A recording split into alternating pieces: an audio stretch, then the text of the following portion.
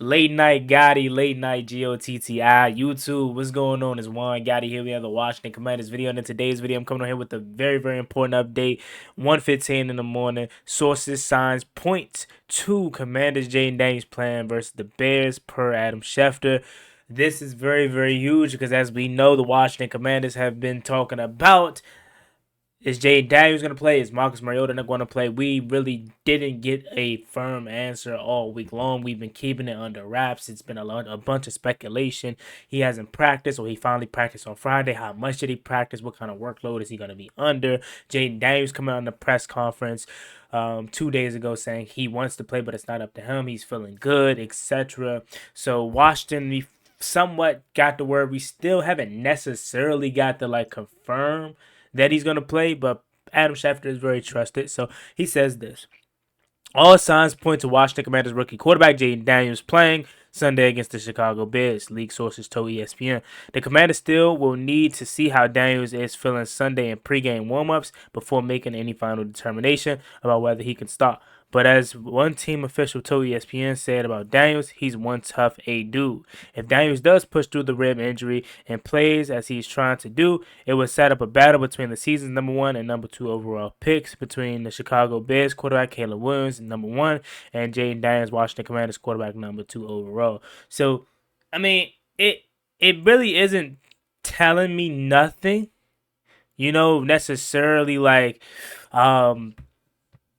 confirmed, but I feel like it does. I mean, if you look at how Jayden Daniels has talked in his press conference, he's a jolly guy overall. But in my opinion, watching that interview, it kind of said a lot without saying a lot. I'm pretty sure he knew if he was playing or not at the beginning of the week or middle of the week, but he was told to be media trained, to not give any tips on if he was going to play. So he kind of kept it under wraps. So did Dan Quinn. But I'm trusting DQ and Adam Peters. I trust this staff. I trust this front office. I don't think they would put him in harm's way. If they didn't feel like he was ready to go, they would not put him out there to go. But they probably do. And again, I still say probably because it's not like a firm determination. Jayden Daniels, and we probably won't find that out until 12 p.m. before the early slate kicks off. But I'm making this video now because I want to prep you guys for having your minds to most likely be set on Jayden Daniels per Adam Schefter. All signs are pointing to him playing. Not necessarily anything verbatim at the moment, but it is something out there that is basically saying he's close and he most likely will play.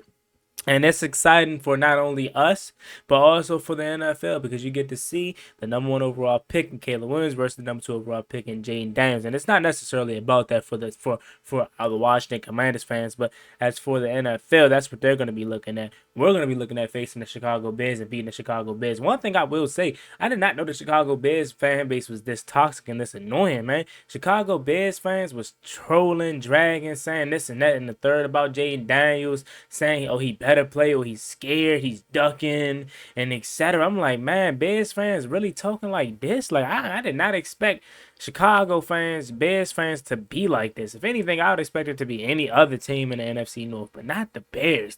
I don't know. I never knew that they was like this, but I'd be like that too if the Washington Redskins had historically owned the Chicago Bears. I mean, my highlight of being a Washington Commanders fan is D Hall just tormenting the Bears. You know what I'm saying? A couple years later, we beat the Bears. I understand. Yeah, y'all popped y'all little trash last year with Bill blowing us out. But now it's different. Now we got a new coaching staff. Now we got a new quarterback. We got one of the best young quarterbacks in the NFL. And we have a culture that is built here. We got a defense that is up and coming and that is trying to work their way up. So it's way different than last year. So Washington, I think, is going to win this game. I really feel confident in it with Jayden Daniels playing, and hopefully if he plays, I don't think it's going to be close. I think it's going to be a 10-point victory for Washington at least. I think 34-24 is my total if Jayden Daniels plays today. So I'm going to keep you guys posted on that, obviously. But I'm making this video now to kind of just prep you all for the potential for Jayden Daniels to play. He's in the all black, so that's going to be crispy. But if you're going to the game, let me know how the turnout is under the lights. 425. Cannot wait, man. I cannot wait. Jim Nance, Tony Romo on the call. So we got yet another Jim Nance and Tony Romo game, just like 2 weeks ago with the Baltimore Ravens.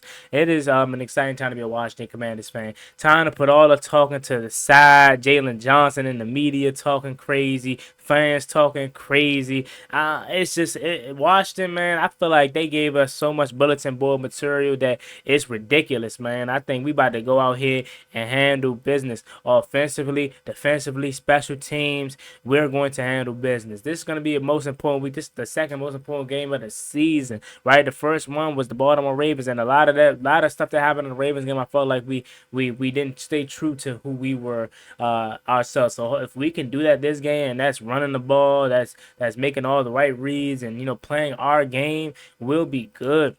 So don't need to go out there and try to prove yourself to the Bears, man. Just treat it like another game. Treat it like it's just the Bears at the end of the day. Not that it's Caleb Williams led. It's the Chicago Bears, and we're coming to face the Chicago Bears. And if we have that in that perspective, and we go out there put our all into it, man, I don't see us losing, bro. I really don't. I expect it to be a good game, but I do think at some point Washington, with the ability to score the football the way that they can, I think Washington's going to eventually pull away. I understand Chicago got a really good defense, but they out Kyler Gore and Jaquan Brisker, two of their better young DBs and on the team.